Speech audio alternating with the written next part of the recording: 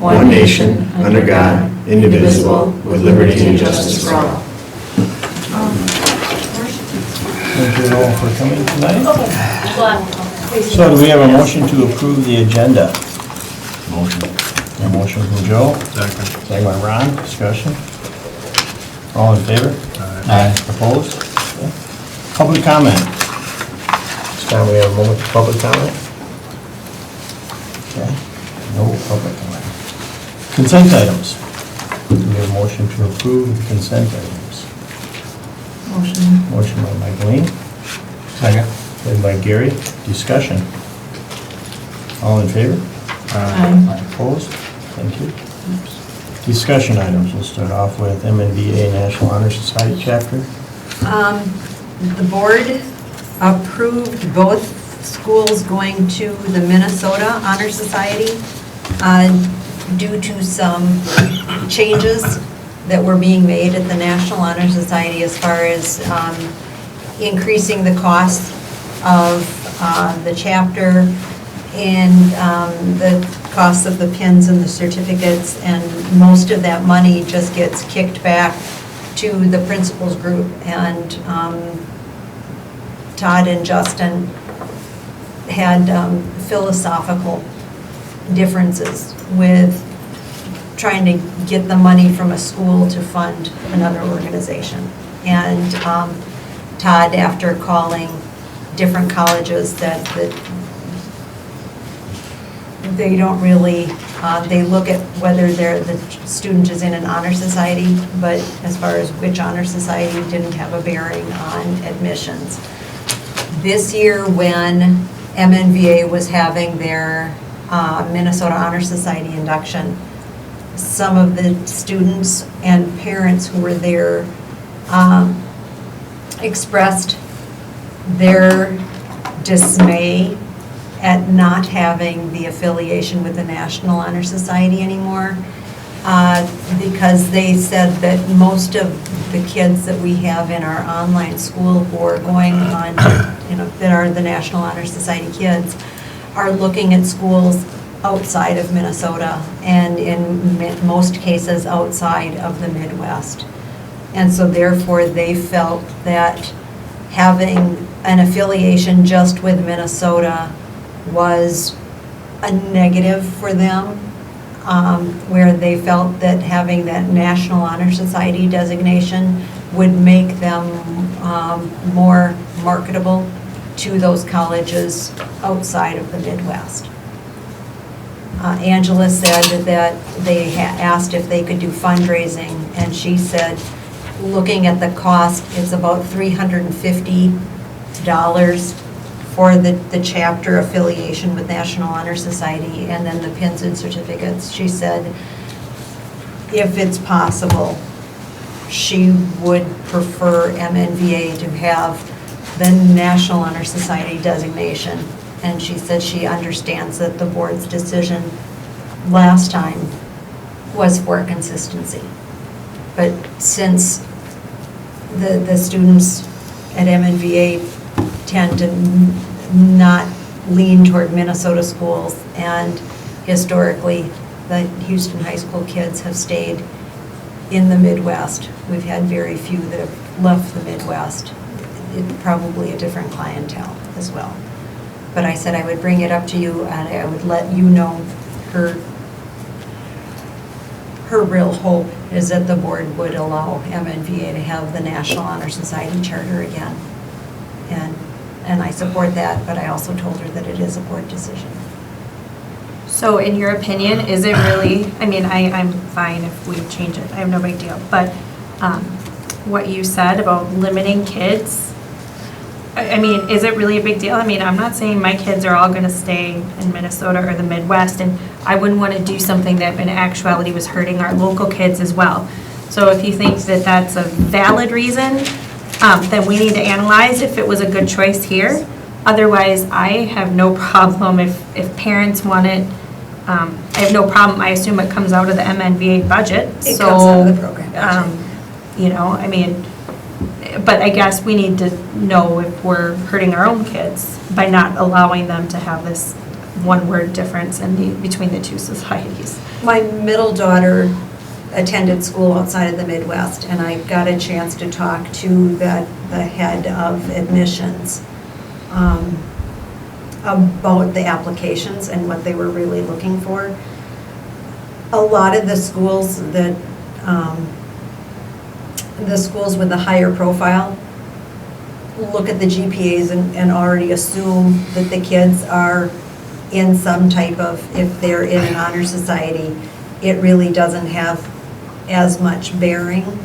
They're looking at the resume as far as what other activities the student has volunteered, participated, and for this admissions counselor, the essay was the big thing that was basically that straw that tipped the scale. And that doesn't surprise me, that's what I would assume too. Any other questions? Mike, do you have anything? You're in that business. Well, you're, I mean, I don't think You're that educated. probably that designation of an honor society on your resume is the straw that gains you or loses. But I am concerned with consistency.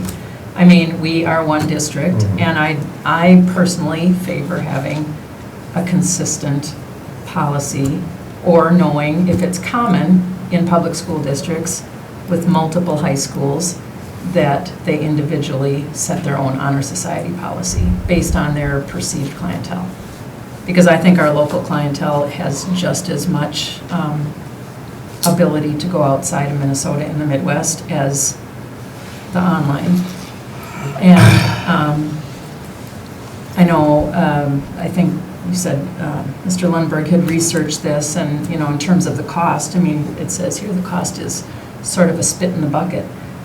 It's a bigger spit for the local budget. It's a bigger spit for but the it's local not budget. that much. It's not that much. So I favor consistency. So are you saying by favoring consistency, you would favor? Going back to National Honor Society for both, because Oh, I okay. favored staying with National Honor Society in the first place. Okay. But I'm fine with going to Minnesota. But that's where I would. as long as we're consistent, that's your thing. Well, Kevin, do you have yeah. any? I agree with Mike. I guess our job is to serve the public, and if that's what we're hearing back, is that that's really what they want, even though that they are in the virtual world, but they're real, then we should seriously look at it, I think. That's- Gary, do you have any? No, I agree with that.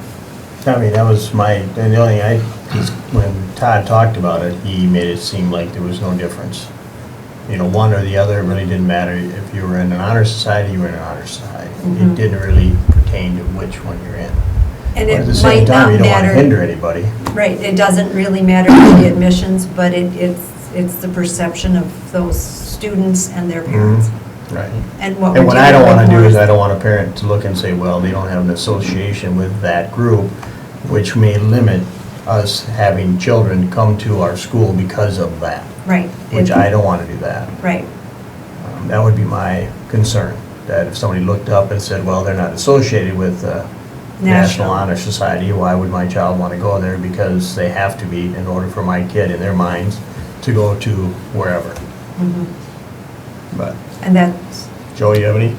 Agree with Michael. Ron? Well, my only thought is that if we're going to do the National Honor Society, if we did it as a whole district, is the fee going to be the same? the fee is per school. That's twice. It would be, because it's per school. right? It's per high school. And so I Not can per find out. district. I can find out from I can email the superintendent at Rochester. They have multiple high schools there to see It was if just one district? John Marshall, Mayo, and Century all have affiliations with National Honor Society, or some of them are with Minnesota. I mean, So not it's that I not want to as- be like another district either, but if it's common that you have that, sites making it. Yeah, I guess I'd like to see us stay consistent. But it seems to me as if the district has the honor society. Are you sure that the whole district can't be the honor society? Each school has to have its own affiliation. It's kind of like the, So when you say that, you mean we're Like- one school, but you're saying we're two schools. we are No, one it's district. one We district have with two. multiple schools. Each school has Each its high own school. unique number. Mhm. So the unique number gets a unique charter, yes. My only concern is, what about the kids? We had, 7 or 8 kids just inducted into the Minnesota Honor Society. It's exact same, So you're gonna switch it right away? I mean, are they gonna be a part of one society the first year and then the other? I mean, it should be seamless for them. I mean, I think their thing all said Minnesota Honor Society, and I don't know where they except fill it out their was. paperwork, or I don't know anything about it. I probably should. We but- had a senior who was inducted into the national last year and Minnesota this year. And there wasn't really, that was pretty seamless. So I think going back and forth, it would be a good question, but yeah, it would. It's So you're gonna find out more exact same. information basically on that? And what information would you like me Well, I to? think, were we About talking others? about getting any more information on other schools, or Well, check with Rochester, or, you know, if you have others, to see maybe we're gonna make the if final they. decision next time? It'll be as much money for her to do that, given her time, Yeah. as it will cost us to actually do it, Yeah. just so you know. But I'm okay if that's what you want to do. Well, unless, you know, you wanna make a There decision, is- let's go to the National Honor Society, Well, you know, if you want to but just make that determination. we also, if you want consistency between the two district high schools, we should let Todd weigh in as well, because that is a decision that would impact his program as well. So I will talk to him about this as well. So next time, bring him in. You can't do both? Sure, we can do both. So we could have we could have both with Minnesota and one with National Honor Society along with Minnesota. So that's an option too, so that we do have some consistency. So what, we Seems say to me it it'd be again? easiest to just go back to the national and We could have, they could have Sounds better. dual affiliation, both National and Minnesota Honor Society. So when you're inducted in one, you're inducted in the other, you're just doing a dual induction. But then that's Dual increasing our citizen costs. Costs will go That- up. Yes, I mean, I Well- understand where, as a parent, the difference between the Minnesota one national. I mean, national sounds Heavier. like it's got more weight. I mean, whether it does or not, I have no idea, but for the cost, if it made a difference for one kid, getting into someplace. and actually, the big difference would be getting the kid to come to us, because Tom hit the nail on the head as far as enrollment. Yeah, I just, Okay. Yeah, I mean, I agree, we should hear from Todd. We should also probably poll some parents of juniors and seniors. I mean, if it was MNBA parents who brought this concern, maybe our local parents should be, Ask. we should ask them what they think as well. I don't know how to do that in a short timeline, but it seems relevant. Well, I'm We a didn't get parent it. of one that was just inducted. I mean, National Honor Society is more familiar. Corinne pointed out, though, with Minnesota, again, I know nothing, I haven't gotten any paperwork or anything, but she said something about a camp or some There's a- retreat or something for Minnesota that the National didn't have, so I was kind of, I mean, that seemed like a perk. Yep. For the kids to actually be able to get together with other kids and attend some sort of leadership or something. That was the one perk as a parent that I heard. Other than that, there's no perks. if you're in the National Honor Society, are you automatically in the Minnesota one, or is that No. a totally separate outfit? Totally Two revenue- separate, two because revenue it's sources. two revenue sources. And the it's all cost- about the revenue source, The cost of the Minnesota one is, $50. maybe where they need to have dual citizenship then.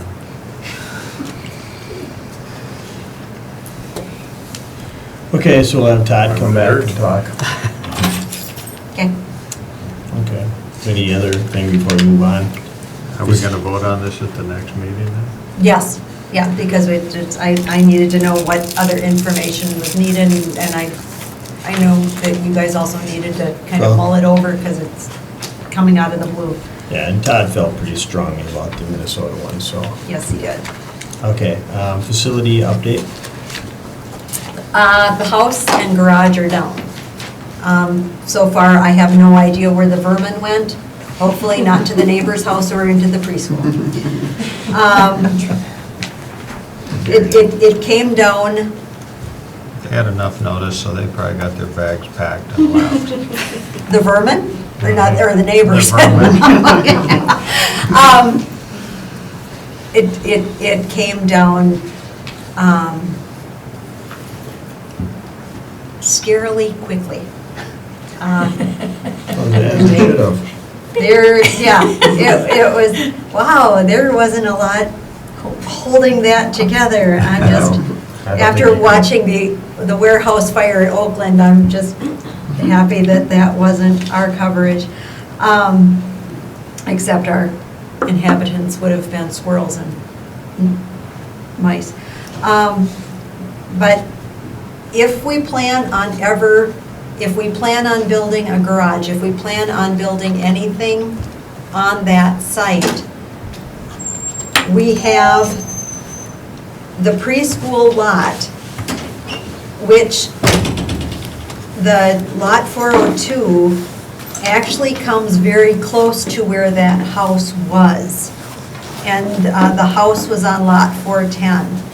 If we're planning on building anything there, so we don't have that middle lot line, as far as trying to come up with a variance to have the setback or a variance setback, in talking to the city, the best thing to do is to file the paperwork right now to convert those two lots into one lot owned by the school. It's a very easy thing to do.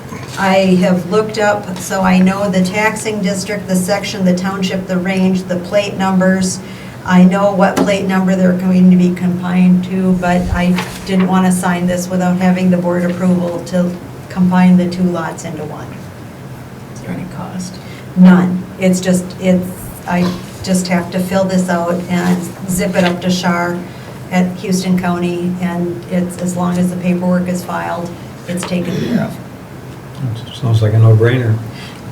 Yeah, but it's one of those where it will get filed, it will get printed, and I wanted you guys informed. Playing devil's advocate, if 20 years down the road we wanted to go back to two separate lots for whatever reason, what would that cost?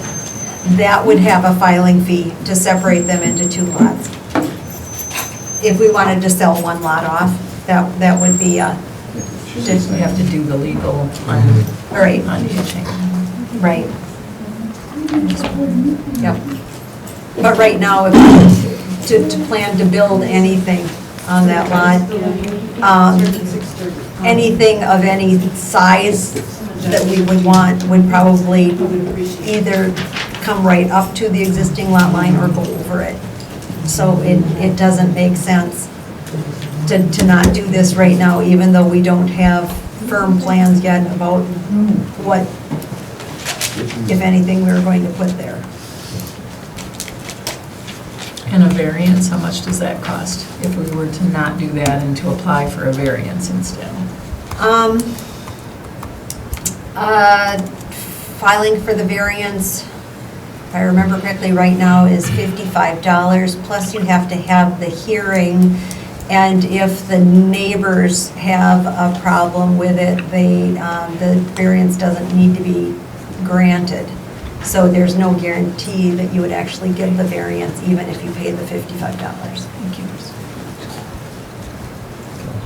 I've done this next time. Yeah. Any other questions? Okay. Okay, so we got a little bit of time, we should probably continue on and then come back, because we Yep. told you 6:30. And what about UNESCO? Oh, the closeout meeting for UNESCO will be on Thursday, December 8th at 11 o'clock. It will be, we're planning an hour. But then that is going through making sure that we've got all the manuals, making sure that everything has been done according to our specifications. So we're going to be going through absolutely everything. This week, Winona Heat and Vent is going to be going through the actual training on the new heating and cooling system at the elementary school. That's going to be attended by Andy Sweet, Rick Bartz, so he's got the knowledge to do it, and then Phil Duffy. So, because I wanted to make sure we had redundancy, so we couldn't have just a silo of knowledge. And where is that meeting? The 7:30 a.m. meeting for the, Oh, the 11 o'clock? the 11 o'clock in the conference room here in the high school. Yeah, try to do it. It's, not sure who from UNESCO is coming, other than, I know Chris Colseth will be there, and Mike Fry will be there. I think Steve Shell is coming as well. Those are the major players from UNESCO. And they'll have the maintenance plan? Okay, Mhm. good. Okay. Any other silly questions? Okay, we've got a few minutes, should we keep going? Yeah, meeting date and time, we can address that, and then adjourn for truth and taxation. Yeah, okay, so moving on to old business, items for discussion and approval, the meeting date and time for 2017. And this is in creating the calendar for the January meeting. I need to know when to schedule that organizational meeting in January. Our newest board member said if he had his druthers, the meetings would be on Thursdays instead of on Tuesdays. But I also know that there are 6 other members of this board. And we have to make sure that he said he could make Tuesdays work if that's what we go with. See what you created, Kevin. Every day Saturday now. Yeah. Thank you. Mike, do you have any I don't have, preference? no, Thursday is fine, Tuesday is fine. If we move it to a Monday, that's not fine for No, the I don't next think- 3 months, but. No, I don't think Monday works, but with Gary. Thursday would be okay. Doesn't matter. No, I'm asking you. Thursday would work for me. Well, we can move to Thursday. Let's make it work. Thursday at 6 again? 6, I think would be best for everybody, or does that work for you, Mimi? Is there any Dates that are, any reason why that wouldn't work for the school, or? Well, my only concern is, and I think we just need to really communicate, like, for instance, there's a band concert next Thursday. And, I mean, I know there's lots of basketball games and this and that, but I mean, if they're normally kind of watching out for Tuesdays, if some of those, big things like Christmas concerts and, can be, not happen on the same night as a board meeting, that's always appreciated. Yes. And that's one of those things where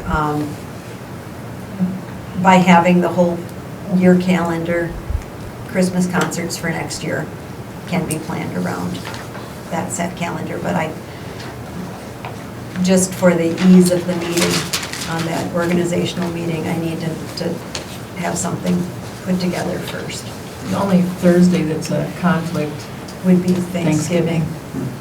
And so Thanksgiving would be, we just shuffle, move it around like we had before. Thanksgiving would probably, we would have the meeting the Wednesday prior to Thanksgiving.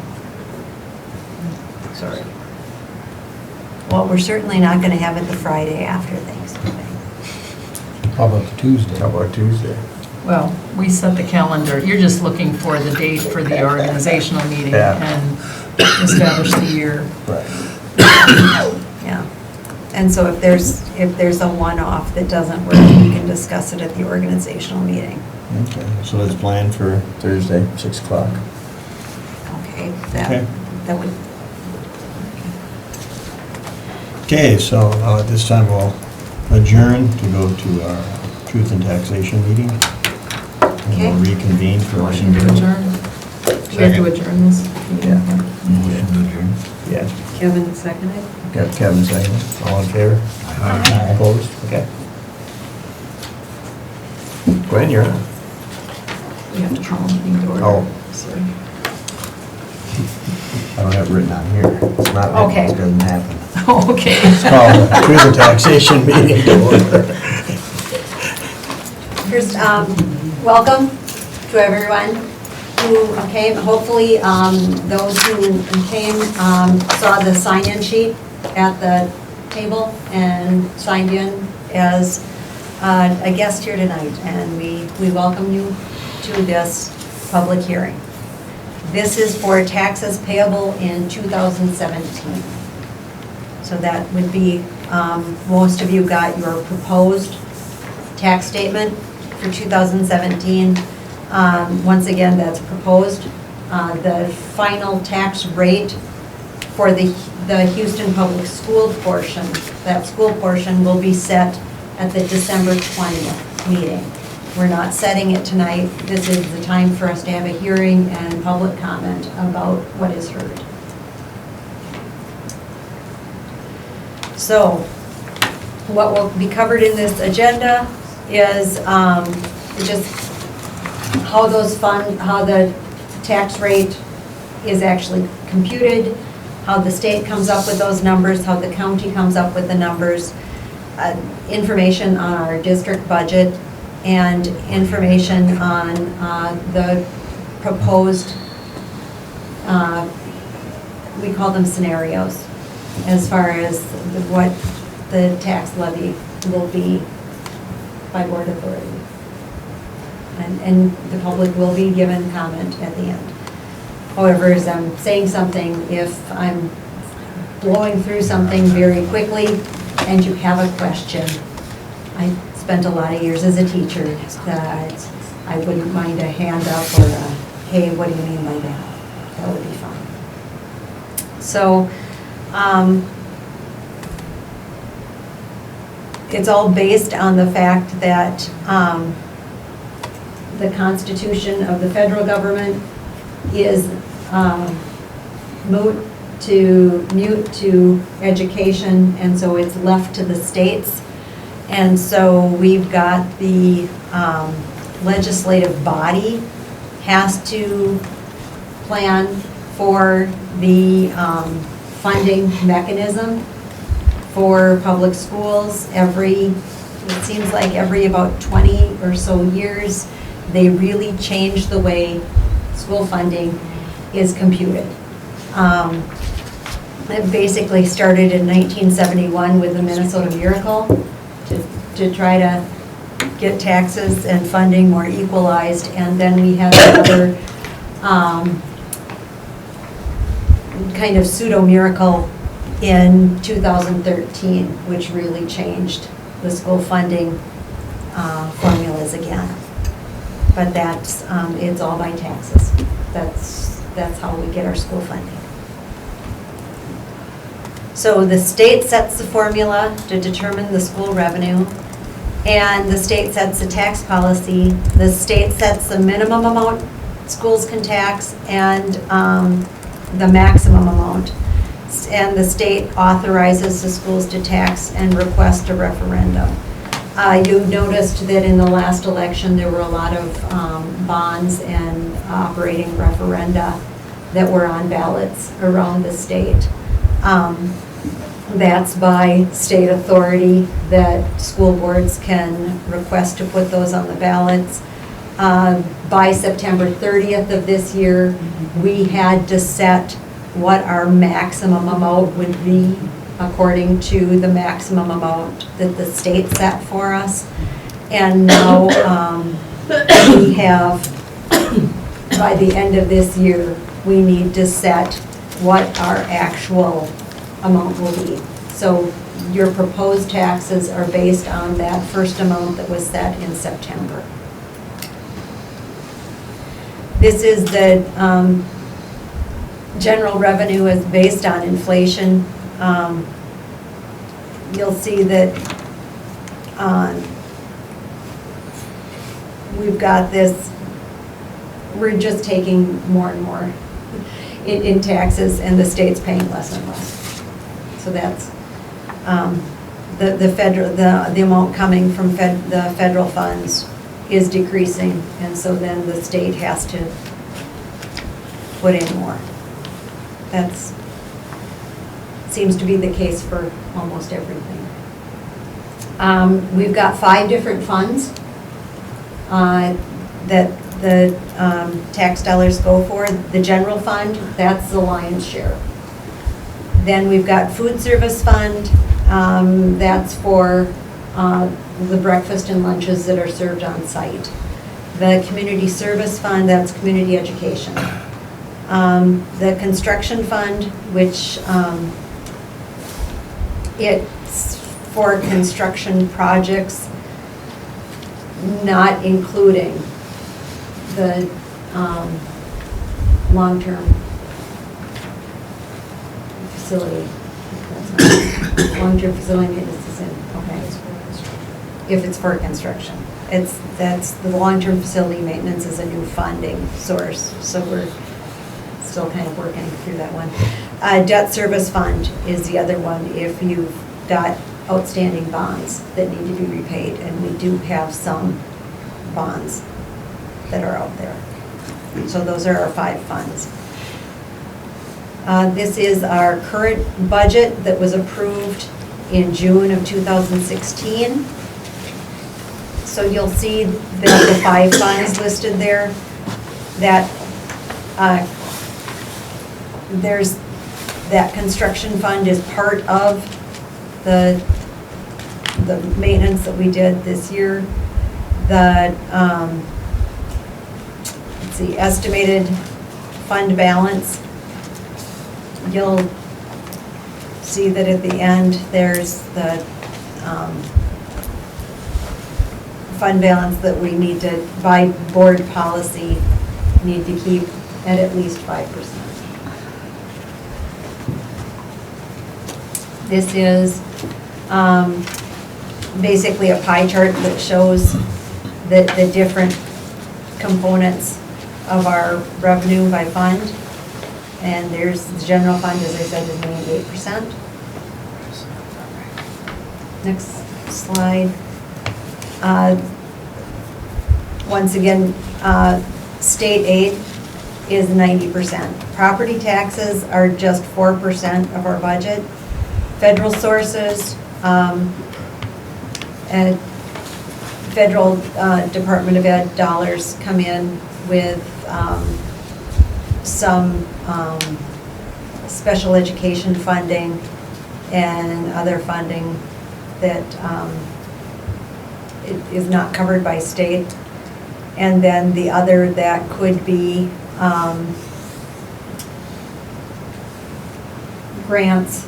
It could be some other funding sources for which we've applied. And as far as the general fund expenditures, so of that 98% piece, this is how it's divided. The lion's share goes for regular instruction. So teaching our children gets the lion's share as it should. There are other percents there. This is from Minnesota Department of Ed, has this breakdown on their site. So you can go in and see this same type of expenditure by major program areas and do a comparison to other school districts. So you can see that where we sit with that. Property tax background. The county assessor determines the estimated market value. And what I've been hearing from a lot of people, when there have been some people saying the taxes are really going up, and I've was a little confused by that because I know that even what we proposed is a slight increase over what was set last year. And once again, that's proposed, that's not necessarily where we're going to set it, but that was the maximum, and we typically adjust down from there. But the assessor, with the estimated market values, some properties, if you look at your tax bill in the upper right-hand corner and look at your assessed market value for 2016 and then your assessed market value for 2017, that's where some people are seeing a huge difference, where their assessed value has really been increased. If your assessed value increases, the same tax rate from one year to the next, if it's the same rate, it's going to all of a sudden look like a huge tax increase.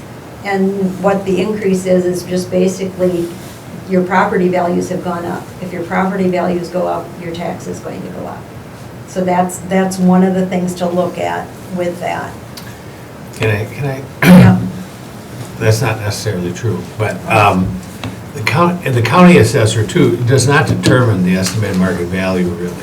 Basically, that is a formula that the state gives the county assessor, and it's based on like sales in the area. Pete, you know that.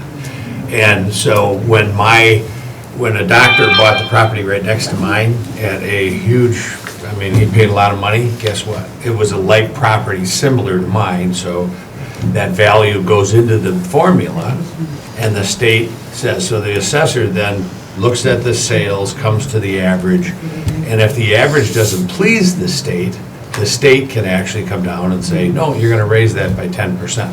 So I just wanna make Okay. it clear Thank you. that the county assessor is not like this king out there determining everything.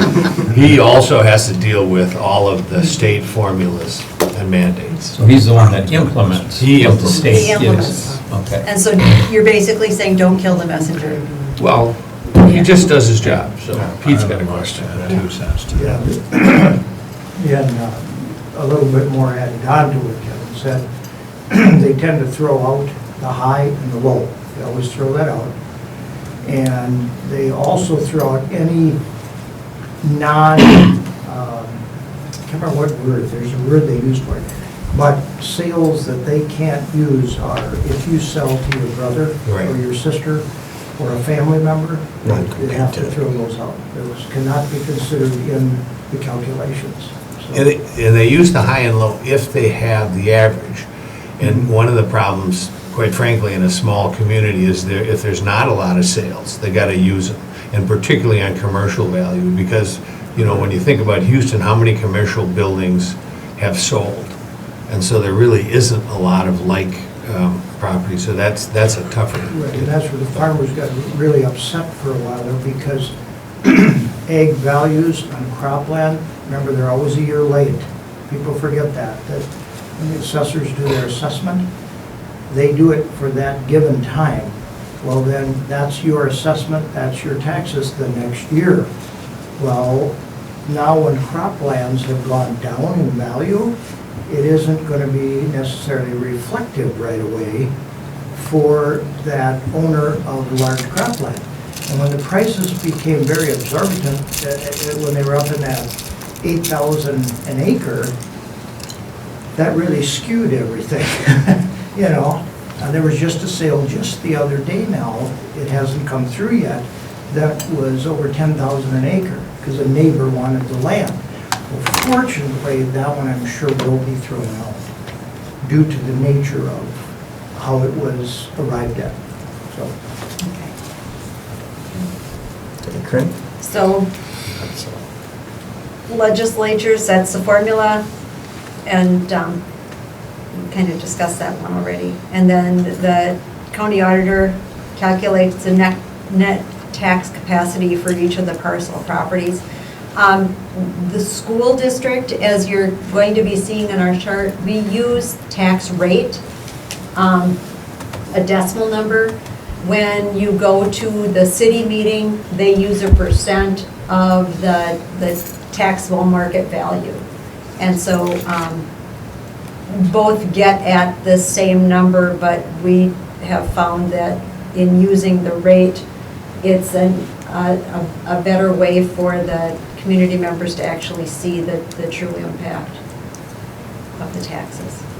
And it's a better calculation for the board to really see the amount that's going to be raised. Okay, so then the legislator sets formulas. The Department of Ed calculates the detailed levy limits for each school district based on the formulas, and each of the different categories of funding within that general fund have some different formulas that are used as far as the amount of money generated. So there's a different amount of money generated for long-term facility maintenance than for the local optional revenue, then for deferred maintenance, then for health and safety. All of those have their different line items and different calculations. Then the school board gets that proposed levy in September and bases our max on this, and then using that max, we now have the public hearing in December. And the board will be discussing, after hearing from you, the public tonight, the board will also be discussing the different scenarios and which ones which ones the board thinks would be the best case for the school and the community. And then that decision will be adopted at the December 20th meeting. So then, once we make that determination, we give that to the county auditor, and the county auditor then sends out your actual tax statement, because once again, what you have right now is just the proposed.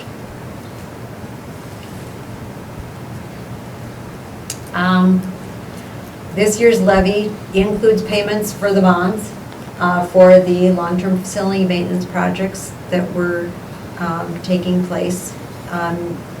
Took place some in fiscal 16.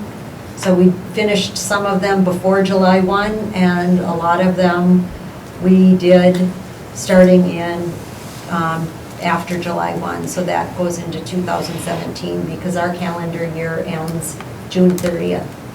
So even though it looks like one calendar, it's half of 2 calendars for us. Authority is given again for the school boards to levy up to $300 per pupil unit without going to the voters. That was something that was put in place in 2013 originally. Local equity revenue, local optional revenue remains at $424 per pupil unit. Once again, that went in 2013, and that's based on the average daily membership and not our resident pupil units. And so that's why that last bullet, the resident pupil unit count, is no longer used for referendum calculation. So that's in 2013, there was a huge shift because before that, we based our levy on just the students that lived within our resident district. And then legislative changes came in, and then the levy was based on all of the students that were enrolled to Houston School District. So that was a huge shift.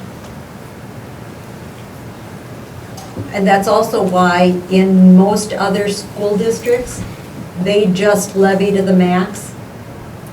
And that's why if you saw any flyers or mailings from La Crescent, it looked like Houston was getting significantly less per pupil than any of the other area schools. And that is true, since we don't levy to the max. We try to figure out what the levy would be had it just been based on our resident pupil units, and we try to keep it to that amount, because when we started the online school, the community was told that it would not impact taxes. So we are trying to even though the funding mechanism has totally changed, we are trying to hold to that, that statement that was made. Except calculating that is kind of tough. But here is with the heading on this. Levy category, and then proposed levy, actual levy, proposed levy for 17, and the change, percent change. Can you scroll down a little bit?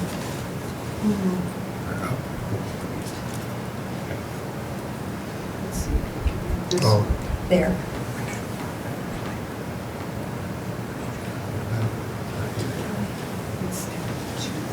Okay. The second column is what we are actually getting this year. That's the payable 16, and the proposed, that's what's on your tax statement right now, the proposed levy for payable 2017. And so then what we have there is the change. And that's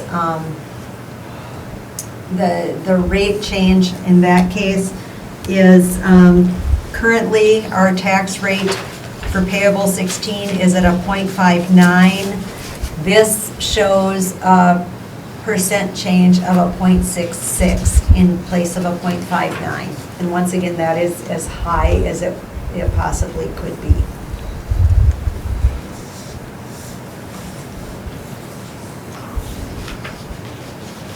So, and this gets to the possible scenarios that the board's going to be talking about tonight. Payable 16, the first column is what we get right now, and the 0.59 property tax rate, that's how we're computing it. When you go, once again, when you go to the city or the county, they'll be talking about percents. But with the rate, you can easily go in and compute your own. With the tax rate, right now, we're at a 0.59 for payable 16. We've got 3 potential scenarios that the board will be discussing. Starting at the far right and coming back, the payable in fiscal 17, that third column is keeping it where it was adjusted in September. So the end of September, that's where we put, that's our maximum. And as far as that would generate an extra $305,000 for the district. But the impact on a $100,000 home would be about $70. Now granted, this is on a $100,000 home, usually a home in 1 acre. But as far as, we don't have a line there as far as what the impact would be on a farm. We don't have what the impact would be on a business property downtown. And then payable 2, that second scenario, this would be reducing our local optional revenue to 75% of what we are entitled to claim. And at that, we would be at a 0.62. The reason for the 0.62, that would hold us to about what Caledonia has as their max rate for this next fiscal year. And that would be an increase of about $30 on a $100,000 home. So if you look at the tax rate on a $100,000 home right now in the city of Houston, the taxes are, for the school taxes, would be $590. It would add $30 to that $590. So I'm not saying your taxes would just be $30. Taxes right now are $590 just for the school portion. Not the city portion, because I know the city's going to be increasing taxes, not the county portion, because I know, I think the county's increasing taxes too. I'm not sure on that one. They are. So we're just talking about the school portion. And then scenario 1, payable 17, is holding our property tax rate flat at .59. So there would be zero increase to the property tax. As long as your property tax value stayed the same, you would pay exactly the same school tax from one year to the next. And we looked, and historically, we have held it at .59 since 2014? That was your 14. Yep. And that concludes you having to sit and listen to me. Are there comments? Are there questions? This is, we're a public school, we're a community school, we're your school. This is, it's your time to ask. Oh, Ellen had her hand up first. Sure. Yep. In the number 3 scenario, Yes. you said, what was the figure you said that would increase the revenue for the district by? Do you recall? Number 3 would be $305,608. It's actually Thank you. 225,000. Well, no, the district. it's for the district. Yeah, That's, but the district's that's school. an increase or a total? Total, that would be after, the increase would be these about $70 on a $100,000 home. But for the school district, The school district would that's how much generate. more money we would receive. More money. Correct, Yes. from tax dollars. Did we get that figure on 1 and 2? Yeah, we, I can give it to you on 1 and 2. Even on number 1, without increasing taxes at all, by keeping it flat, we would still generate an extra $113,534. And then the payable 2 would increase by $209,000. So each one goes up by about, it ends up being about 96,000. does that answer your question, Ellen? Yes. Mike, Mike, did you? Yeah, on the proposed tax document that we got from the county, Mhm. under voter approved levy for last year was 0, and for this year, there's an amount there. Should it have been 0 for last year? There's 2 sections, there's the voter approved levy and other local levies. For the voter approved levy, it had 0 for last year. And this year, there's a number there. Suppose that's because they're shifting from that one into the other.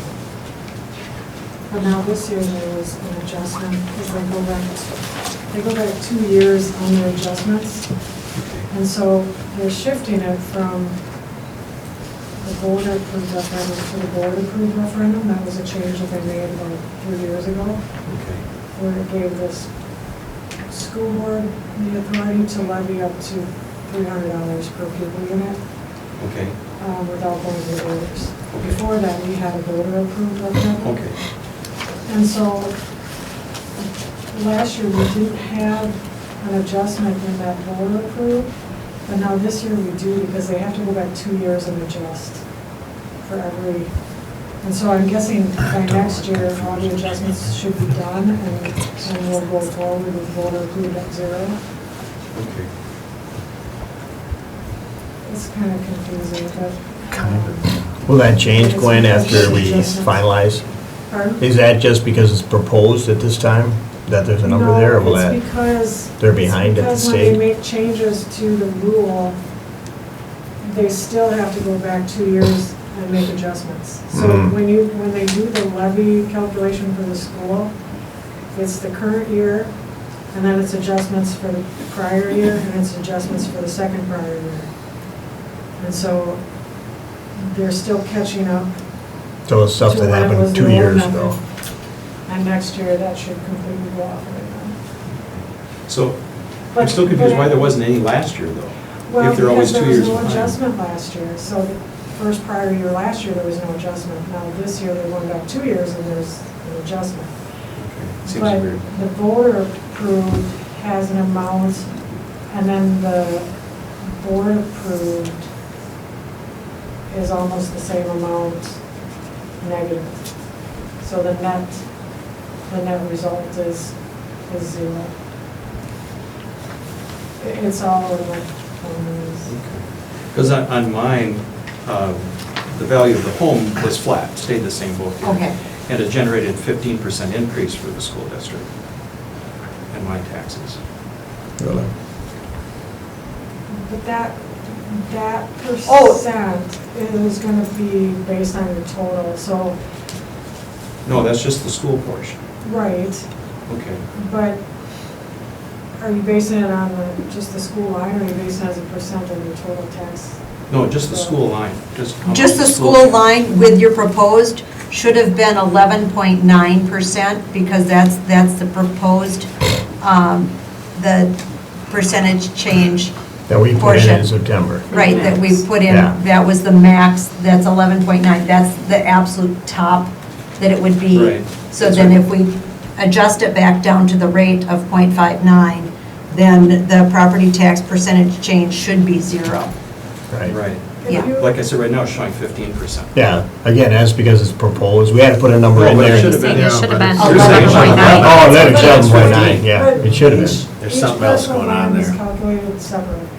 So even though we have an amount in here for an increase, and property values stay the same, there still might be some little number somewhere that's causing it to go up differently than what Is that it's state and this is State. doing here. I would suggest, if you want to know, I would suggest calling Charlotte Miners at the county, and she can tell you exactly what's the calculation is.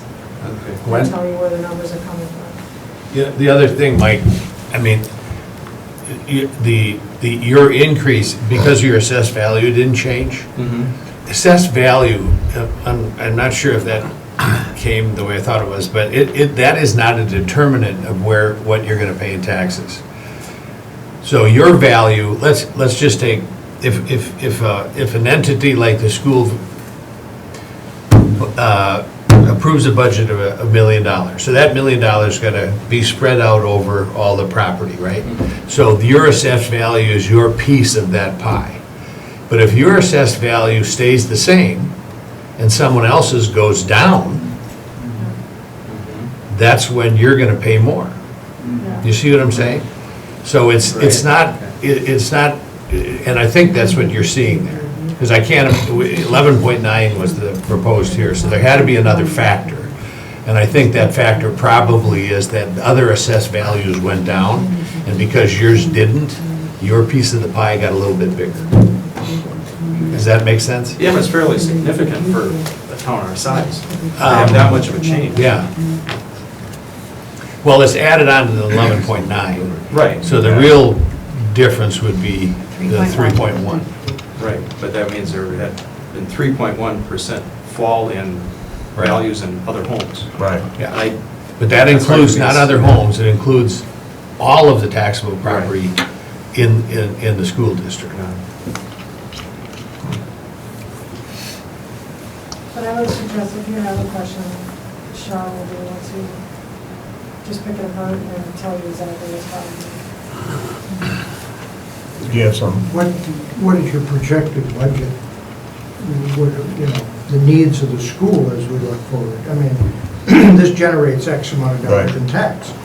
Well, as you're looking at each proposal, what's the projection of the board as to the needs for the upcoming year? Well, that was part of the discussion we had even before tonight's meeting with the finance committee to determine those exact needs. And that's why we do the proposed and then we bring it down. Because we always have to have a number in September for them to make everybody happy.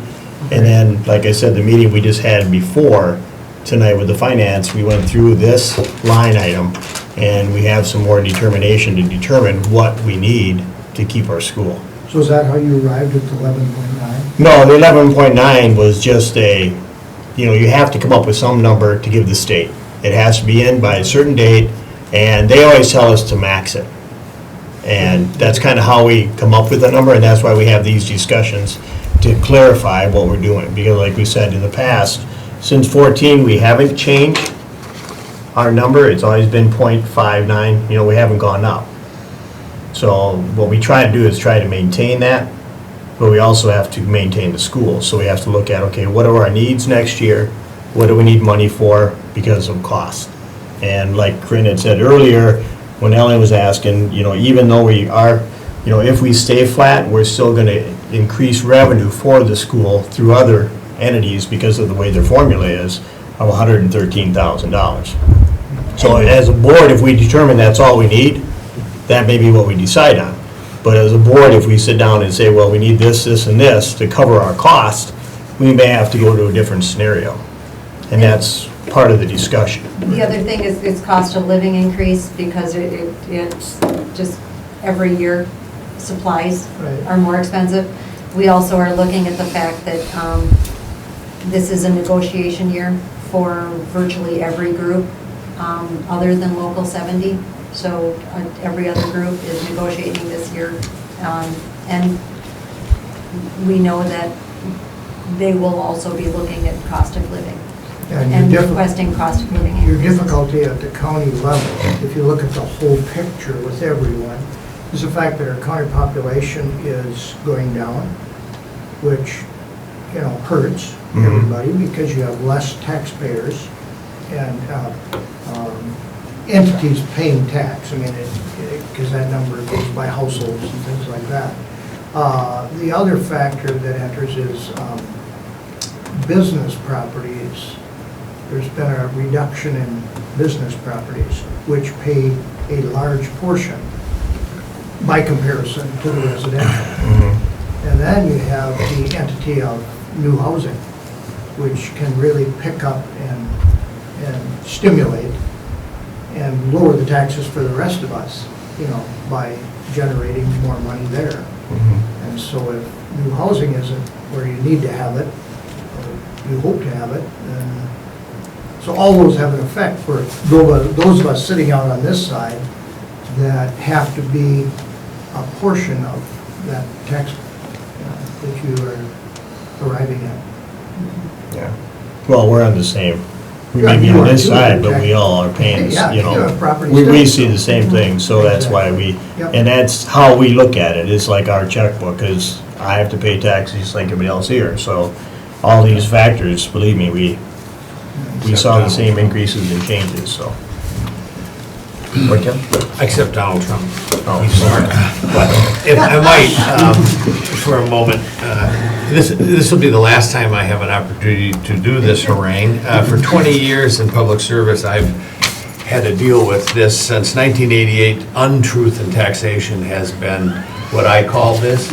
And it is a horrible system where we call that the proposed levy. That's not proposed. We're not proposing that at all. We're pretty much forced to do that. The public comes and we tell them that isn't real. And then they come again and we say, well, that isn't real, but this is real. And then, but we're not going to act on it right now. We're going to act on it then. And so, it really just makes the situation, in my opinion, much worse. I love the dialogue though, Pete, because that is really, it is complex, it's difficult to deal with, but the way this is set up, and it was set up, enacted with the goal of improving accountability by focusing taxpayers on the relationship between budget decisions and property taxes, and providing taxpayers with a greater opportunity to become involved in the local government budgeting process, which it does none of. So that'll be the last. Come back next year. That'll last time you'll ever hear me do it, so. Is there any other questions or concerns that anybody wants to bring up? Any questions or concerns? Can I just add one thing? Sure. I just want to make it clear that I fully support public schools. Yeah. And I wasn't complaining about paying taxes. I was just concerned at the increase in relative to the county and the city and everything else. And so I know you need money to operate. I would encourage you, Mike, to talk to the assessor, because that's exactly what, and they'll be able to tell you why that number's on there. And they welcome people to come and discuss that. Sure, okay. That's their job. And we're not going to raise taxes just because we can. We're going to look at the budget, we're going to make sure that everybody here is living on a budget. We know that the community, everybody has their own budget in their household, and we need to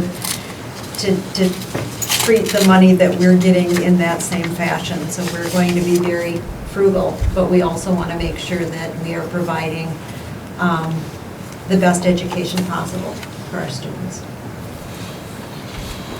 Okay, if we have no more questions, we good? We can, I move we adjourn. adjourn? Okay, we have a motion from Kevin, second from Joe. Further discussion? All in favor? Aye. Opposed? Okay.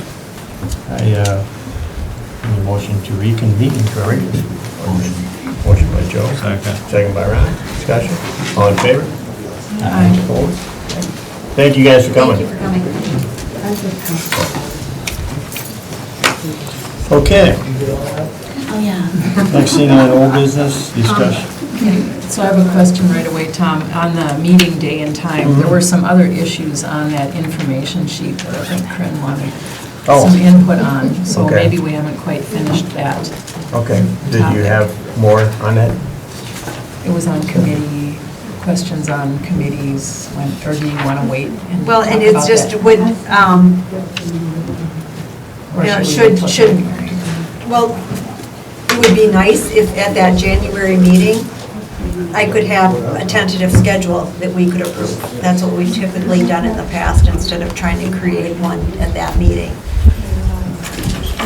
Would, if we're having Thursday meetings at 6, do you want committee meetings, like finance committee prior to that? Does 5 o'clock work? Is 5 o'clock tough? Do you want them, we're having policy after tonight's meeting. Do you want to move committee meetings after board meetings? Well, speaking for facilities, at 5 o'clock works for me. Yeah, same with me. Can't each committee just decide what they want their schedule to We be? can have some flexibility. Yeah, I thought that the idea of having committee meetings on the same night was for efficiencies, Yeah. cost, Cost. and because people are here. But there are some committees that need to meet with school personnel who other times of the day are the time that it needs to be called, or other days. So again, I would think that some flexibility would, I didn't know that we were rigidly locked in. No, we're not, I just want to know, In general. in general, with facility, with policy, are those committee meetings, do you want those before, do you want those after? If before is working, My only, on the before would be not to have a committee meeting immediately before a board meeting when we're going to be discussing what the committee was researching. I mean, the committee should have some time to work out things, otherwise you're reporting to the committee and then the committee is reporting to the full board. And there's no working time Okay, for, if that would be, so that would be my concern with some of our committee meetings. So have them, like we had a meeting tonight, then more next week, we would have time to go over it, at least work on it. Yeah, because the And then have committee members may have follow-up questions, or there may have been Right. things that you Okay. needed more information before presenting it to, in an open full board meeting. Yeah, because I know that's come up during facilities, where they've said, what about this, and we were looking into something yet. So, that's something we can change. okay. Is there anything else? Change the time, that's just the agenda, more or less. Yep. That is the Right. time. So then you, go ahead. That's all. No, Was that's, there anything else on there? So basically, we're just gonna set school board meetings for the Thursdays, see where that falls on the calendar, except for the ones that we need to adjust. and I'll do a tentative committee schedule Right. for the year so that we have a kind of a ballpark of planning, and the committee schedule isn't set in stone. If we need to change something, we can, but at least that way, we're sure that the committees are meeting on a regular basis. Right. Okay. Okay, there's nothing else for that?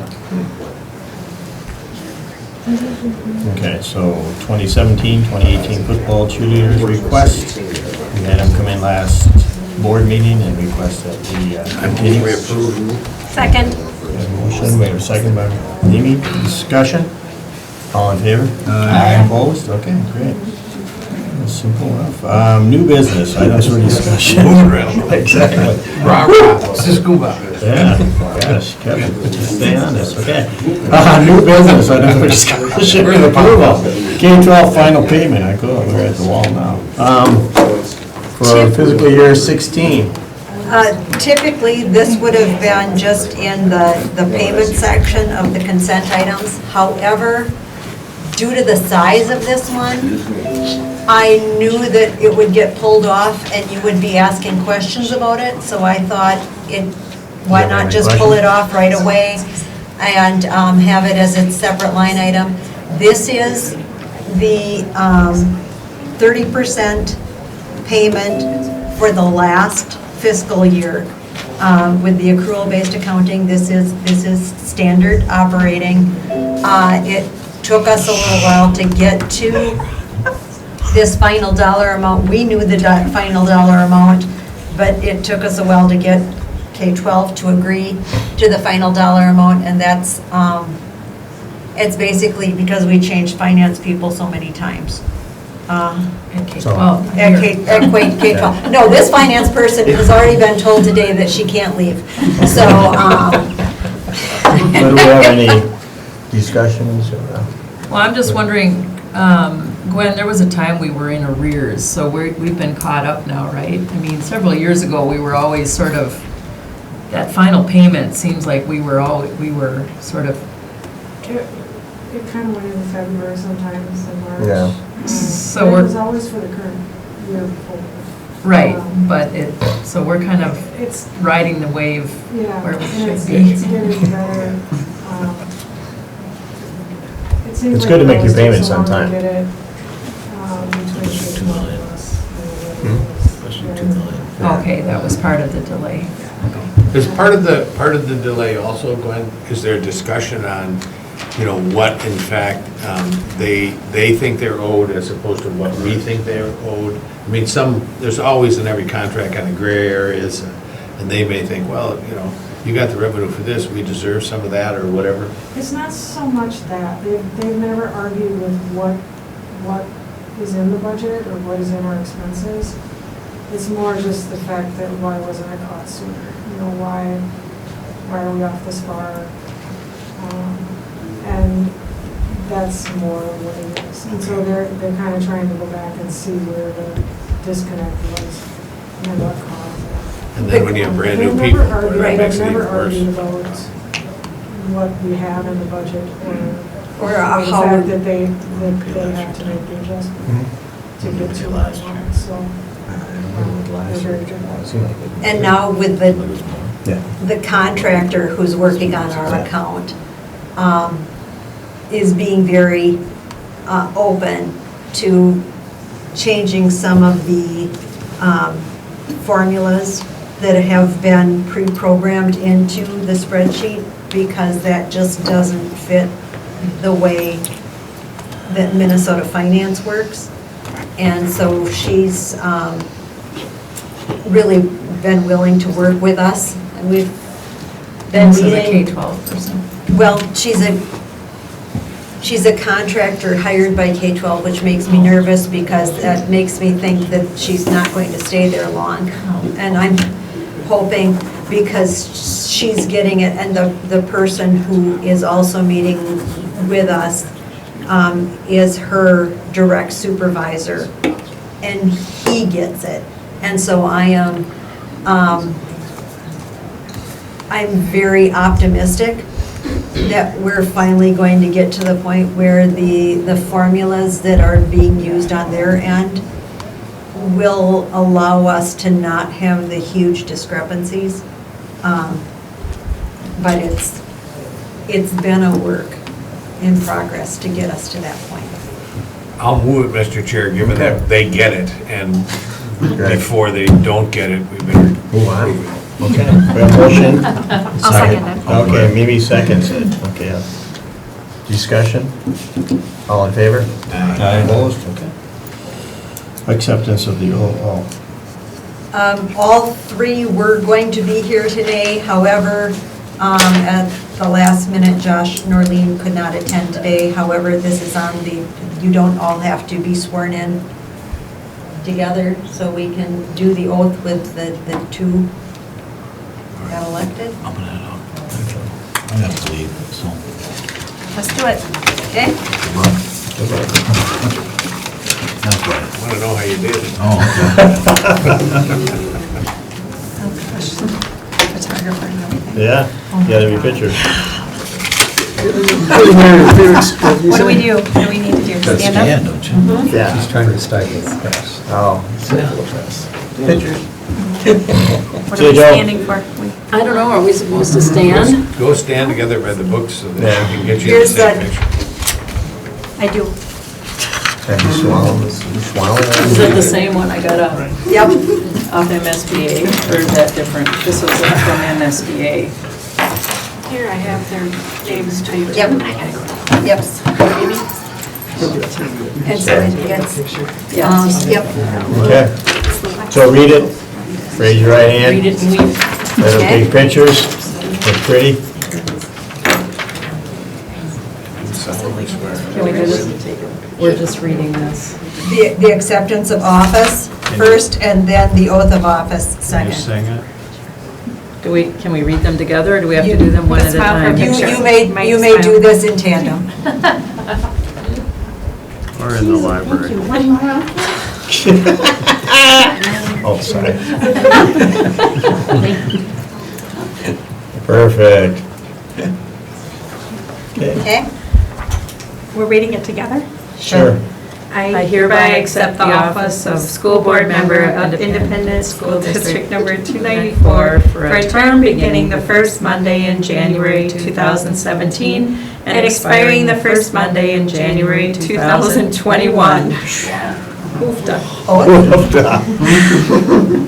I swear, affirm, that I will support the Constitution of the United States Yeah, those guys. The oath of office. and of this state, And that I will discharge faithfully the duties of the office of School Board Member of Independent School District Number 294 to the best of my judgment and ability.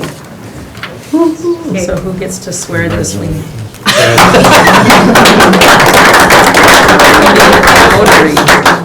We need a notary. Can I use a pen? I don't care when. I think Mimi's got to go, so if you could do it now, that would be stellar. Congratulations. Thank you very Mike. much. I'm Mimi? using the pen, maybe the pen would be better. Six. Yeah, Oh, you should have a pen. It's more official. What is it today? Today's, December 6th. It's my wife's birthday. Oh, happy birthday. Happy birthday, Deb, if you're listening. I'm sure she listens to all of these. My daughter does every morning. Okay, is that all I need She'll to be in do? tomorrow to listen to it. Really?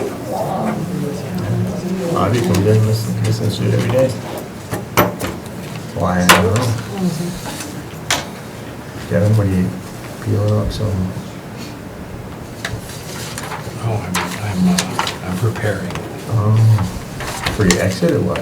No, but we're doing HVAC, so let you know. I talked to Larry, kind of, at the store the other day. Left with, Yeah.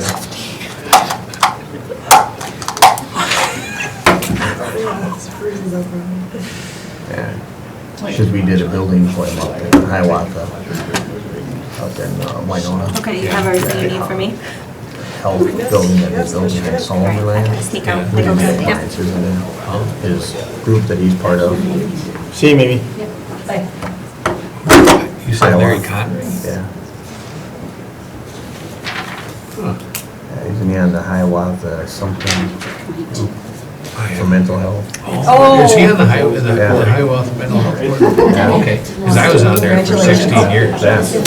I said that, I said something about you. Oh, no, you're not. No, it was. Yeah. Yeah, I mean, now. that's an independent Yeah. nonprofit, Yeah. but it also provides all the psychiatric and Yeah, he was mental telling me health that quite services the, count for Winona and Houston County. yeah, he's on that. Yeah. So there's quite the need out there. That building is 25 units, and it was full that fast. Yeah, they were. So we heard that, yes. That's my pen. Thank you. That was a tough Very one. special pen. Okay, congratulations to the new two board members, one to follow. January, or when's he showing up? He said he would come on next board meeting, because he Okay. needs to be sworn in before, he's got 30 days. Well, he can come in to the office and Yeah. just do it, right? He Yeah. doesn't have to be at a board meeting. Yeah, it's just nice to publicly, yep, I mean, if he's, Yeah, if he's got things going on. yeah. Okay, so we're moving on to Mike Lynn's favorite part, policies for the first reading. I found it interesting to read the conflict of interest by school board members, and we have several members, myself included in the past, who had a spouse who worked for the school district, and there are some criteria there. It has to be unanimous approval of not just a quorum, but a full board, the full board. So if we do contracts and things where spouses are involved, we need full board. So that was just interesting. I'm just wondering if we're following our policies all the time, some of those things. Of course not. Huh? Of course not. Well, sorry, I'm a policy person. I know, I'm not arguing with you, I'm just telling you the truth. I know most of the time when someone has had a spouse impacted by a contract, they typically recuse themselves from voting. There still needs to be But right. the full board, because if anybody opposes it, there's a problem. That's the way I read that's the way I read the policy. If anybody on the full board votes nay, then there's me, I don't know what you do with them, but So do we need to do It's just- that prior to the negotiations? well, it's just being aware of it when we go Right. to approve contracts or contracts that involve Spousal. family members. To the, what does it mean to the fourth degree? I mean, it was like, how many layers of family is that? There's a lot of layers. It doesn't matter, she's hiding. And And then Houston, that could be an issue. Well, Better have a family tree. Well, okay. no, I opened the wrong one All now. the limbs still It's, on it. where a husband, wife, brother, The fourth sister, two B. brothers, no, the letter B there. School board may Any not teacher employ any related teacher blood. related. What is the blood- fourth degree? Without. Computed within by the civil, that fourth seems degree. like, could be a problem in Houston. Wow, except by. within the fourth. I don't remember ever really, It just piqued my curiosity. It specifies teacher. Yeah, that's true. It specifies teacher too, it's not just any. So is that fourth degree, is that only? That's when except teacher. that this hiring says a any teacher? teacher. Okay. Yeah, but what's the fourth degree? Well, you'll have to do some research on that, Mike. Okay, so we need to look into, read the No idea. policies. That's what you're saying, right, Mike? That's what I'm saying, Okay. Mr. Chair. Just verifying validation. Okay, I will find out what the fourth degree is. Okay, so, any other questions on policies? There wasn't a fourth Announcements. degree when you gave somebody a fourth degree. Yeah, that, Wasn't that? that's- Announcements, any important events, MSBA Leadership Conference. I will not be able to attend this year. What? Yes. Sorry. so, Tom, what am I gonna do for a Scotch egg fix? I know. Sorry. so, hotel reservations have been made because we can't sleep on the base, Okay. so. Makes it sound bad, doesn't it? That's not. Sorry, believe me, it was difficult to see. The, But and I'm assuming we're going to drive up the morning of the 12th? That's early. Yeah. If you want to go up the night before, let me know, and we can. I was assuming you folks were going the night before, and that's why I sent Ann a message saying I would have to drive up independently. But if we're going the morning of, then What time is the first session, 9? like 8:30. 8:30 registration, so we would just have to, if we left by 6, we would be fine. True. 6 isn't that bad. I don't know who this person is speaking right now, but I really dislike early mornings. Okay. Who all is going? Mimi said she's going up too, but is she going up for that first? She's gonna be there though for the 2 days, and she's got her own arrangements for hotel. Oh, she's going for the 2 days before the conference? She didn't ask to register for any of the early bird sessions, but Oh, but she's just going to be in the cities? Yeah. Okay.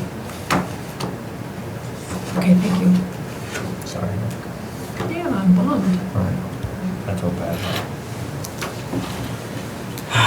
Other meetings we need to be aware of. On the 14th, can you, Joe and Mimi can both meet on the 14th in the evening? Can you meet on the 14th evening to meet with Caledonia, Tom? Oh, yeah. Okay. So I will get 14th back. of January? December. December? Okay. Yeah, I was thinking January too. Yeah. No. What do you mean? The co-op You already talked contract. to Joe? Yes, Joe said the 14th works for him. What Mimi time? said the 14th works. Well, I'm the last one to ask. You're the last one. So does 6:30 work? I guess you already made the decision, so I'm Well- not gonna be. No, I have not made a decision. I was waiting for you to respond, so a decision could be made. That's fine. Okay, Make it work. okay. What day of the week is that anyway? Thursday, isn't it? Wednesday, Wednesday, that too. Okay, the 14th. Yes. thank you. The 14th, Hey. Jeff Clayman is also coming from MDE to, they finally have our 3-year review evaluated, but they come on site to talk it over. So he will be here from 12:30 to 1:30 on Wednesday, December 14th. If anyone would like to come and attend that meeting, we are going to Skype in some other people that did online. Angela Spector and Laura Yelnick will be Skyped in. I have not heard from John Baetto, but Michelle Nelson will be on site for that, and Tina Barnes will be here for it as well. So I'd be interested, but I can't, I wonder how many Skype-ins can you do? I think we can Skype in at least 6, at least, and then you'd be You said Yeah. that's at 12:30? 14th. 14th from 12:30 to 1:30. Okay. I'll connect with you, I'd be interested if I'm available. Okay. And then, And this Caledonia meeting one is when? 6:30, the 14th. Who's going to that one? Joe and I and Mimi. Mimi. Good. and then Welcome. December Oh, you're busy, 8th, that's man. Thursday, from 11 to 12, we've got the UNESCO closeout. And then the Student Exchange Visitor Program, that's something that Eric Bartelson registered us to be participants in that for getting foreign exchange students directly without working with like any type of agency. They can just directly apply to us through the SEVP, the Student Exchange Visitor Program. And so that, The 15th? the December 8th at 1 8th o'clock, at 1 o'clock. Julie is coming for our recertification, because we have to certify every year. That's right after the facility. Yep. UNESCO meeting.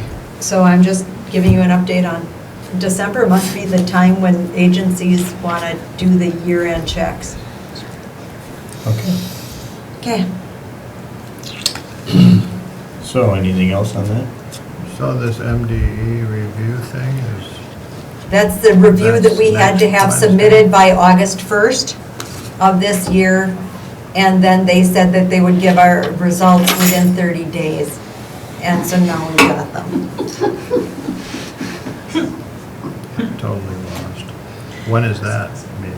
Or isn't it? December 14th. 14th, Okay. Yep. But this Thursday is this. right, UNESCO. Yeah, UNESCO. And then the Should we have Ann send you And the, then the student, Student Exchange Visitor Program, that's this Thursday as well, what? 1 o'clock? 1 o'clock. It's after the other meeting at 11 to 12. You've got a little old calendar there. That's his Yeah. little book of life. Yeah. I just bought my last one. Just broke it again. Well, Mr. Chair, I just want to quickly, on Thursday, we have a Facility and Grounds Committee for Hiawatha Valley Ed. We're still in flux. We have a contract with Caledonia with their sale program up there. That, we are maxing out our space there. And so there's the possibility we may be looking at the Hoka facility from La Crescent in order to keep that program local for us, anyway. And that's the difficulty when you have that many school districts. But the other thing we're looking at is the practical assessment exploration system. Have they talked to you about it? No. Corinne? And it's a real world type of, I don't want to say test because there were already too much testing, but it's an assessment that adults, but in this case, our students can take so that we can understand where they are in relationship to the real world. Now, we're not testing for school or college or curriculums, we're testing for, really basic soft skills, life skills, that type of thing. And so it actually takes a fair amount of space, and then the kids come in on an individual basis, and they're working in work skill development in business, marketing, computer, technology, consumer service, so that some kids are going to be working at the Quick Trip, and service is an important thing. So that's where some people can be best. Construction, industrial, processing, production, et cetera, et cetera. So anyway, we're looking at sites, and what we would like to do is have 2 sites available, and no school has additional space that there would, nobody's sitting on a lot of space. And so, we're already using that. For the win, yeah. And this is a transitions curriculum. Yeah. And so anyway, Yeah. we'll be talking about that, and, my goal is to have it as close to Houston as possible, which is a little bit, So Kevin, I have a question for you. How often does the HED, how often are you meeting? How often are you called to go to wherever for HED? so it depends on what you're doing. I mean, when, we meet once a month, but if you're Is that a day on a meeting? committee, generally those committees meet prior to the board meeting, much like we do here. The Facilities and Grounds Committee is a little different, and has been, because there's been so much stuff happening that we've had meetings outside of the building and on different dates, and this one is at a different time, because we meet next week in our regular meeting. So you're going to leave a little bit of a void here for No, us to he said fill he's gonna that. continue that as a liaison for, no. So when do those meetings, when are they typically held? Time of day and day of the week? What's you the know? regular meeting? You have that Yeah. information? Yeah, the Chris, meeting so- is usually on the third Wednesday at 7:30, PM? yes. Okay. And then committee meetings are generally held, the Personnel Committee is the biggest one. It's almost like an executive committee, quite frankly, something that I'm not that happy about, but they meet from early, they're the negotiating team, they do the budget, there's a lot in there. And they meet prior to, Okay, thank you. an hour prior to, and if need be, an hour and a half prior to. Are you thinking about stuff? Is every No, I just school wanted to know what was represented on that? involved. Pardon me? Does every school have a representative on it? Yes, Every school does? yeah, every Yeah, school that's a yes. member, yeah. We talked about that. They don't But they're not on I every know. committee. And how many And they schools don't are always there show. in the, Huh? how many schools are there in the whole scheme of Yeah, they things? asked me, it's 12 or 13, isn't it? 13. Yeah, 13, I think. Because we lost Lake Lake City. City. We're trying to get Winona back. Yeah. So is there anything else? No, Somebody, okay. that's Well, it. But I'd be willing, whoever does take that, if they need or want to talk about just, I'd be happy to meet with whoever. Really appreciate that, that would be nice. I think it would be Because it's a valuable thing, they do great work for kids. No, and again, I've said it before, you've done a heck of a job. Thank you. And I Yeah. appreciate what you've done. because Thank you for sure- taking that over. Yeah, Yeah, it's, No problem, it's, thank you. We've been informed. I mean, I've been much more aware of what's happened. And we have a director that actually says she screwed up. And I find that so refreshing. That really, honestly, she's great. She does a great job. But when she makes a mistake, she's not afraid to tell you, boy, did I go down the wrong path on that one, but we're back over here now. And that, to me, is really, really the mark of a good leader. So we have a great leader there. good. Well, again, we appreciate it. Okay, any other meeting and committee updates? We had the finance today, that was, we talked a little bit about the proposed levy. I guess I'm the only one left from that committee. We kind of went over our scenarios and which ones that we would recommend.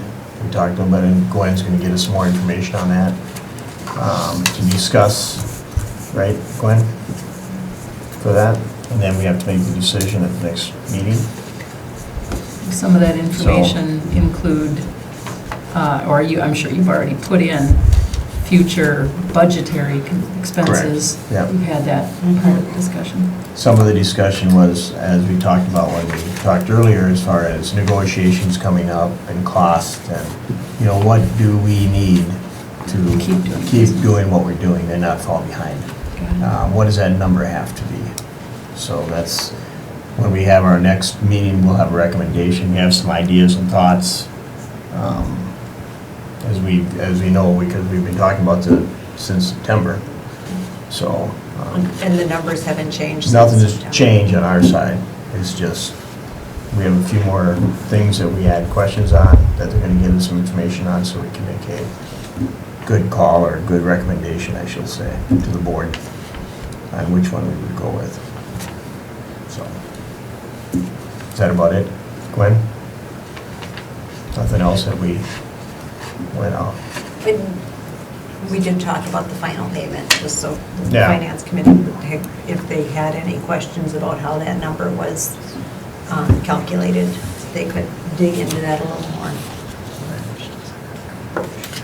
I'm over adjourned. No, I got two things. No? I'm not done yet. Oh, I'm sorry. Mike's so, Looks like Corinne has something too, no? Yes, go ahead. Have you had any input on whether or not we're going to have a student member participate at the board table? that's a good question. We have asked, and I glad you brought it did, back after, up. I talked to Todd about it, so he pulled the president of the student council in his office and asked about it.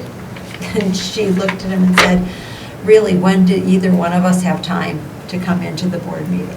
But, Yeah. But it doesn't necessarily have to be one of them, does it? yeah, I mean, I mean, to that's me, what it'd be I'm nice to saying. have a We might, representative. I think we would like to have a student Yeah. representative at the table. Yes, tapping into the student council is a first place, but, I mean, there might be an MNVA student who would be willing to conference call in and listen and contribute. I think it's a valuable voice. No, I agree with you. We've talked about it for a long time. And again, when we had Kevin. Kevin here, I thought that was somebody, Mm-hmm. you know, and if it's not going to be one of them, then I think we need to maybe put it out Just someone to besides the who would student want council. to take the time to be part of that. And have the principals Yeah. facilitate that. You know, when you're talking about an honor society, and I think the resume came up and everything, God, that has to lolook quite good when you're the board liaison, student liaison to the school board. I would think it'd look good on that resume. So I think, go ahead. No, go ahead. I was just gonna say, I think that's something you should, let's talk to Todd and, you know, we should have a body. I mean, when we talked about it, it sounded like at the end of that meeting that somebody's gonna be here every week. Yeah. And that And I know was, they're busy, so And, I'm and not. it was brought to the student council, and there were two people that Mhm. said that they would be willing to do it, but then schedules. well, Yeah, then and I again, understand we that. all have Could schedules. be better. You know, welcome to the real world. So, The okay. other thing I wanted to bring up was that I was clicking around on the MSBA site, and they have this new document, new board member orientation year at a glance. And I thought this was a pretty nice checklist. And I don't know, I know you've perhaps met with Josh, and maybe you have, but I would like to see whether this is something that we feel is a good practice for potentially bringing on new board members, because it's a big job. And I think all of us, probably looking this over, probably things on here is like, I don't know. These are things I should know, but I don't know as a sitting board member. I don't know, did you look at it? What Yes, I you think of did. it? I think it's very good. And Josh and I on Thursday, so in 2 days, we're going up to Rochester in the evening to Phase 1 training. So I'm going to go through Phase 1 training with him. This asks for, this delegates responsibilities to a board member mentor. Right. Or to the superintendent. And so there are some things that would be one or the other. And I think it's just a good delegation and distribution of the duties, but it would require us choosing a person who is willing And has the time to has the mentor. time to be the mentor, because there's a lot of things on there. So maybe we'll put that on an agenda for a future. Can I get a copy of that? And have it. Thank you. That's all. Okay, and then what I have is I'll do the official ballots at the next meeting, since the board is dwindling. But I do have the MREA ballot, it's for board of directors, and the school board gets one vote as a collective board, as far as members. And so I will let you know the names right now. Jim Grabowska from St. Clair, Mike Hamilton from Plainview, Katie Youngberg from Waseca, and then there's a write-in candidate, and we did get a postcard from Mike Hamilton saying, "I would appreciate the support of your school in my bid for re-election to the MREA Board of Directors." So I'm not sure if you want this on as far as a agenda item for the next time. With this one, you each get your own ballot, so that you don't need to come up with a collective vote. But this one I wanted to talk about before it's, I'd put in a word for Mike Hamilton. He's been at the area MREA meetings. I've had a chance to visit with him a few times. He was wavering on whether he would run again. Apparently, he was convinced to run again because he's on the ballot. And you sent a postcard. Yeah. Yeah, I mean, and he's close by. I mean, he's like aware of our region because he's Plainview. I don't know where the other guy, a few folks are from. They're from over here. Waseca and St. Clair, which is all So do considered we- south of Yeah. MREA. We have to vote on that slip there? Yes. What on it, or we come up with just tonight, can we just all? Can we all- If Make a the recommendation. five of you tonight have a consensus, you are the majority, so. I can send. You can send. Well, looking at and I always like to read what they say. He doesn't say a whole lot, but he's a incumbent, and he's the only incumbent. The other, Katie Youngberg's only been on the school board 2 years, so I think that's kind of a pretty jump up pretty early. And the other, Grabowski,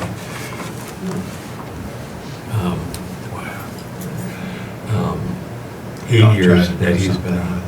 But Don't try to do something. I would go off of Mike Lean's recommendation. Yeah, I just think if because- Mike Lean knows him, I think, Yeah. and Jim as well as him, I'm fine with that. Yeah, that's what I would say also. So I'm, okay, Yep. thank you very much. Is there anything else? Mike Lean, you have anything else? Kevin? Nope, Karen? Ron? we're Okay, 15 so- minutes late to start our Do policy we meeting. do we have a motion? Yeah, I think I made. You made it. Second. Second by Gary. Discussion? All in favor? Opposed? Sorry. Thank you, people. It's always a pleasure. I look forward to these days. I bet you do. Yep. Here or go in the conference room? We can, for policy